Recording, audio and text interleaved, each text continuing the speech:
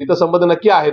मी सुद्धा Israeli technology, इस्रायलमध्येच काही जी आमची नाही का संबंधित मंडळी आहेत त्यांच्या माध्यमातून ही हॅकिंग हे टॅम्परिंग आणि या संदर्भात झालेल्या सगळ्या गोष्टी मी मिळवण्याचा प्रयत्न करतो. येणाऱ्या 10-20 दिवसामध्ये माझ्याकडे ती सुद्धा माहिती येईल. एक रेकॉर्डिंग बघतो तुम्हाला मी ऐकवतो. 118 बुथवरती तुम्ही तसे नाही मला माणिकजींनी नंबर दिला होता तुमचा. ते म्हटलं की 118 नंबरला मी काहीतरी ईव्हीएम स्लो चालतंय वाटतं. 118 स्लो आहे. बरोबर आहे.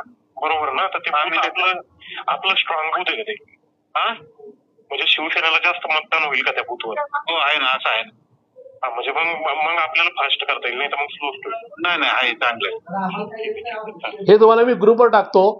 याचा असा आहे की पुरंदर विधानसभेचा आहे, 118 नंबर बूथ आहे. तिथं ते सांगतायत की मशीन स्लो चालू आहे.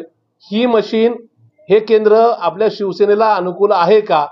ते जर अनुकूल असलं तर हे आपण फास्ट करू, नाही तर स्लो ठेवू, ज्याच्यातून नाही का या ठिकाणी मतदान हे तिथं त्या केंद्रावर स्लोच राहील.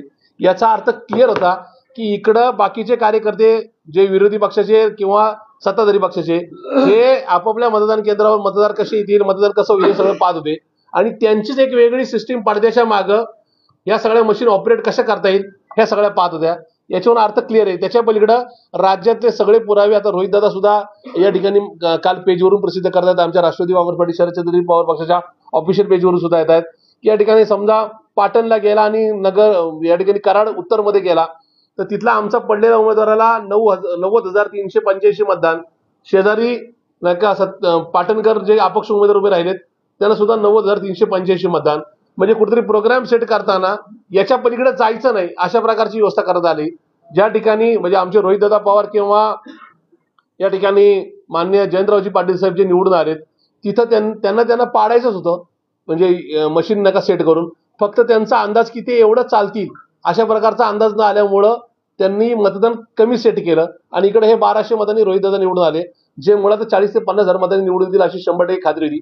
तसंच मान्य जयंत पाटील साहेब जे कायम 70, 80, 90 हजार मतांनी निवडून येत आले, तिथे त्यांनी मतं तेवढी सेट केली ज्या एवढ्या मतांनी ते पडतील.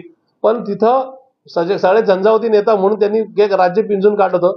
त्याच्यामुळं ते मतदान सेट करताना त्यांचा अंदाज चुकला आणि मतदारांनी जास्त मतदान केल्यामुळे माननीय जयंत पाटील साहेब हे साधारणतः 10,500 मतांनी निवडून आलेत. हे सांगण्याचं तात्पर्य असं आहे की हा रडीचा डाव खेळण्याचं काम हे महायुतीने केलेलं आहे.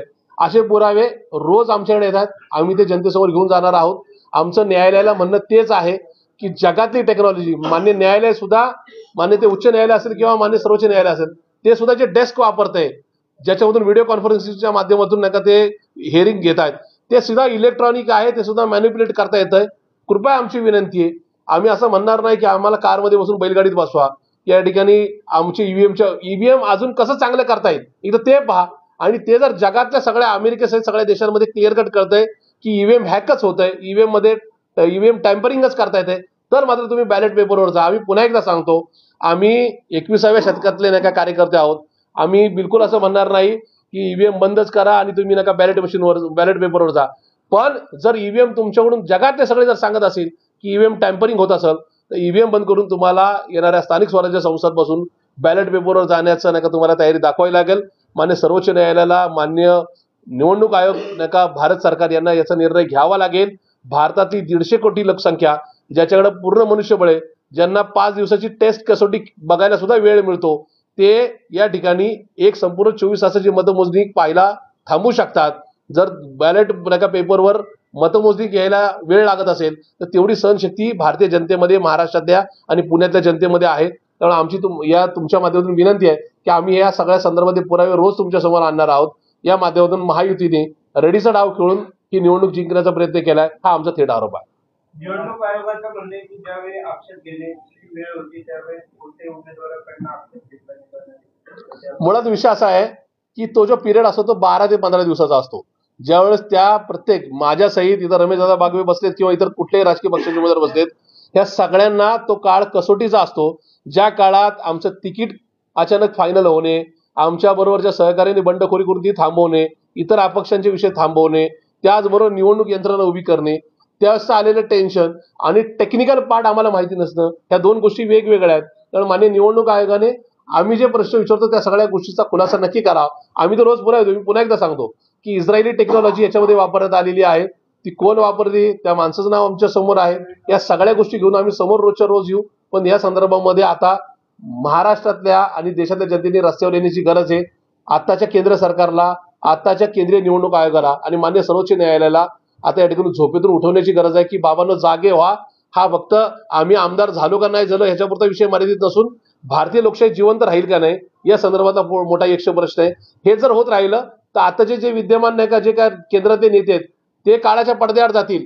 पण ही धनदांडग्यांच्या आणि एकूण माफिया लोकांच्या हातामध्ये ही सगळी निवडणूक यंत्रणा येईल आणि निश्चित या देशाचं वाटोळ होण्यास त्या ठिकाणी कारणीभूत राहतील. म्हणून आमची विनंती की आपल्या माध्यमातून हा आमचा आरोप हा एकूण जनतेपर्यंत आणि केंद्रीय निवडणूक आयोग आणि सर्वोच्च न्यायालयापर्यंत जावा हीच आमची विनंती आहे.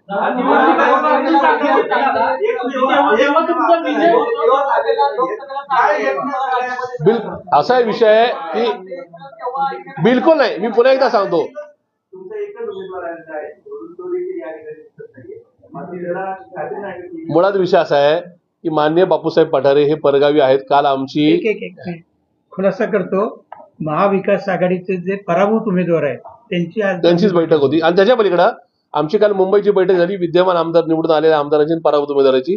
त्या सुद्धा माननीय बापूसाहेब पठारे हे उपस्थित होते. त्यांनी क्लिअर कट कळवलं होतं की निवडून आलं तर त्यांना काही ठिकाणी दर्शन करायला जायचं होतं तर ते गेले होते. तर तसा विषय